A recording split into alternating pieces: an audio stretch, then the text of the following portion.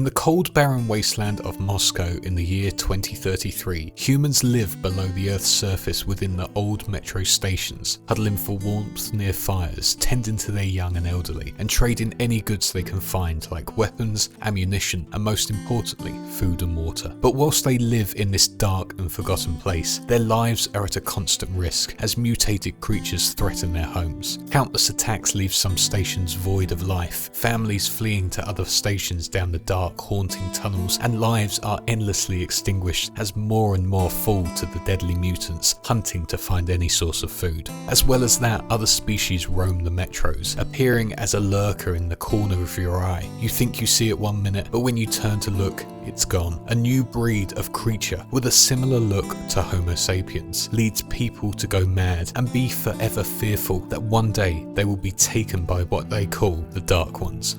With the metro stations being the only safe space for now, specialised military forces named the Spartans have to venture up to the radioactive surface to look for food, resources, and any form of life, as well as trying to clear the area from all the other creatures that lurk there, like the terrifying demons. But how did Moscow get this way? How did it go from a massively populated city in the heart of Russia to the barren, destroyed, radioactive wasteland that we see today? Why do the citizens of Moscow live in the metro stations? And how did these creatures come to be? Well, in today's video, we look at the origins of the Metro universe and fully explore the events of the Great War of 2013, otherwise known as World War III, Armageddon.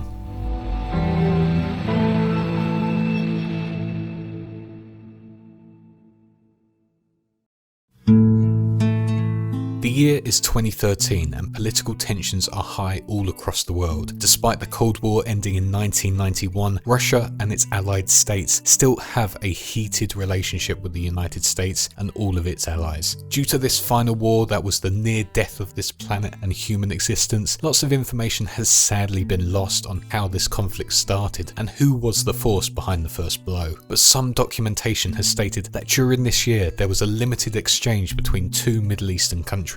This could have been a battle between Iran or Iraq and Lebanon or Israel, but unfortunately documentation on this is very limited. After the exchange had been made between these two countries, other superpowers around the world started getting involved and siding with their allies. NATO, which consisted of the United States, United Kingdom, France, Poland and others who have not been specifically listed, looked to side with Lebanon or Israel. CIS, which stood for the Commonwealth of Independent States, which consisted of Russia, Belarus, Kazakhstan, Azerbaijan and possibly Ukraine, sided with Iran or Iraq during this conflict. Within mere days during early July 2013, all the nuclear-armed countries such as the United States, UK, China, North Korea, Israel, France and many more were ready with their fingers on that nuclear button. On the 6th of July 2013, the world saw an exchange of roughly 20,000 nuclear warheads heading to all rival countries. It has not been stated who launched the first missile after the events in the Middle East, but in the end, the result was the same. Almost half the countries of the world launched their missiles in retaliation, and the world saw the second use of nuclear weapons since they had been created in 1945. But this time, the result was to be 10,000 times worse than the events of Hiroshima and Nagasaki. In the heart of Moscow, Russia, a lone individual picks up a radio transmission. He listens to it and with panic in his eyes runs outside to alert everyone of the impending doom they all face. A preacher on the streets is telling everyone that the end is nigh whilst this is happening. A mother is also seen cradling her child on the steps of her apartment complex. Thousands get into their cars and take to the roads to leave the city in anticipation for the worst. It is at this moment where NATO's warheads are seen flying over Russia's airspace. The streets panic, women hold their children as they run to safety, soldiers are seen with fear on their faces, and other citizens look to be sprinting with the every man for himself mentality. The Russian government acted immediately and launched their missiles in retaliation, but this wouldn't help solve the inevitability of the situation. The citizens of Moscow ran to the nearest metro station, which was guarded by military officials, as they had been set up as bunkers for if this event were to happen, like they were in England during the events of World War II. The people of Moscow poured into the stations in their mass, but there were too many. The panic was almost too much to handle for the soldiers, as people were charging in, taking soldiers out and trampling them. Whilst the metros filled up, there was no room for any more. The doors started to close and soldiers started firing warning shots into the air, adding to the panic of the citizens who just wanted to seek shelter from the fires of war they had no part in. A lone mother reaches out to try and save her child as a high-up military official grabs the child and brings it into the station. The doors of the station close, and then the bombs hit, silencing the city and the rest of the world.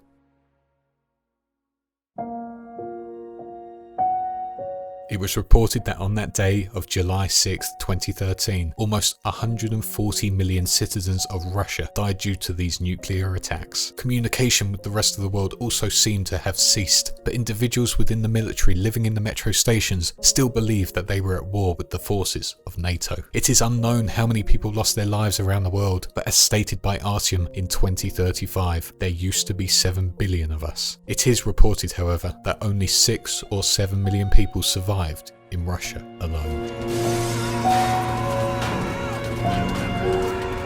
After the bombs had hit Russia and the rest of the world, the planet was transformed into a toxic dust bowl. Radiation spread throughout all the lands, making the Earth's atmosphere extremely toxic for any form of life to live in. If humans somehow survived the nuclear blasts, their lifespan would be limited if they remained on the surface, unless they were out of the blast range or sought shelter very quickly. The irradiated material was so thick that it started to block out the sun and caused the planet's first ever nuclear winter. Plants died quickly, food sources were wiped out, and any form of green space was now just a sheet of radioactive snow. It is believed that in Moscow alone, only 50,000 people survived the events and were able to live away from all the horrors above them in the metro stations. But with a lack of any natural light, crops cannot grow, and with no real food sources up on the surface, food scarcity would lead to hundreds, if not thousands, to starve. The radiation was also so bad that larger creatures that roamed the Earth's surface before the events of the war started having their morphology change, turning them into deadly, hungry beasts who would kill anything they set their eyes on. Bat-like creatures who took to the air and swooped down to capture and rip apart their prey, or ape-like creatures who stalk the city buildings, and if anyone makes direct eye contact with them, will see them challenge that foe and most likely take them down and devour them.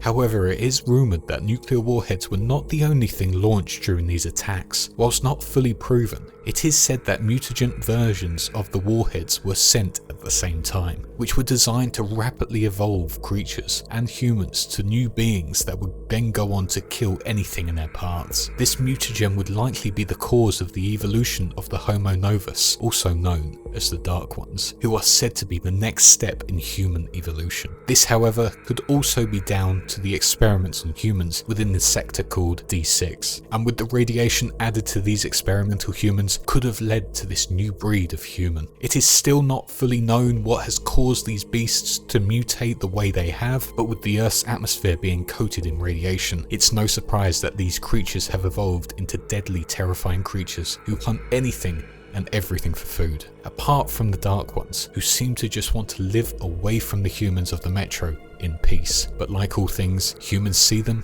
as a threat and an invasion on their livelihoods.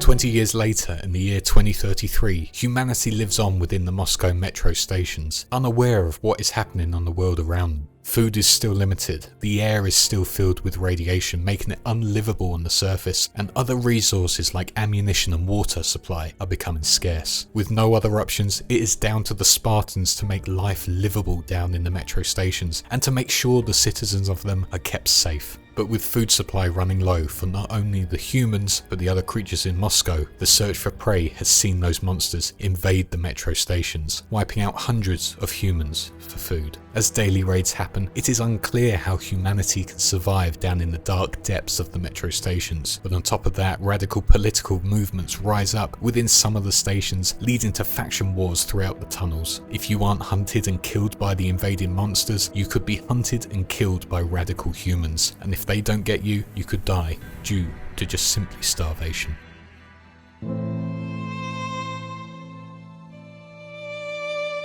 Maybe one day the children of the Metro will be able to grow up in a world where the atmosphere is livable again, and they will be able to see the world once more. Maybe one day they will be able to meet others from around Russia or the rest of the world. Maybe there are other villages to see, and maybe there can be peace made between the new evolution of humans, the Homo novus. But sadly, no one else is out there. There are no communication centers anymore. There is no breathable air anywhere in Russia or the world, and there is nothing else out there but death and destruction. Or so it is believed. So that is the origin story of the Metro universe. That is how the world of Metro 2033 came to be, and why the citizens of Moscow seek the shelter of the Metro stations. Did you enjoy this lore video? I've been wanting to make one for ages and felt Metro was the universe I'd love to invest in more. Let me know in the comments below. Also, if you like this style of lore video and want to see more, let me know what topics you'd like to see me cover in the next one. Thank you all for watching. If you'd like to support this channel, like, sub and share would be much appreciated, and you can follow me on Twitter and Discord by hitting the links in my description below. You can also support me financially through my Patreon and become a channel member if you really like the content. And speaking of which, I'd like to thank my supporters real quick. Big thanks to our big fish, Mr. Duquesne23, our 2 sharks, JP and Dylan, and our 4 huge megalodons, Sinus, Morgan Brazier, JJD896, and Wow Such Gaming. Also, a big shout out to our Wise One YouTube channel member, Jambu. Thank you guys so much for your ongoing support, it really does mean the world to me. But that is all for now. Thank you all for watching my first lore video. I shall see you all in the next one, whatever that may be. Cheers.